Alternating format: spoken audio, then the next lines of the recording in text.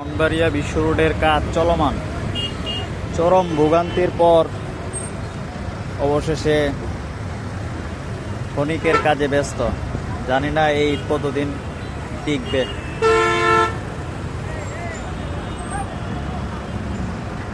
ঢাকা সিলেট মহাসড়কের এই বেহাল দশা আজ 1 বছর যাবত। দীর্ঘ 35-36 কিলোমিটার পর্যন্ত জ্যাম থাকে প্রত্যেকটা দিন। এই ভোগান্তির শেষ কোথায়?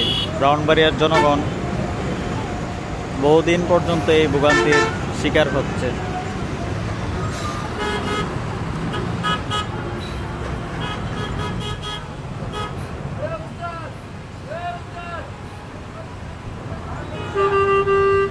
জানি না এই কাজ কতদিন টিকবে। শুধু ইট দিয়ে আর বালি দিয়ে ভরাট করা হচ্ছে।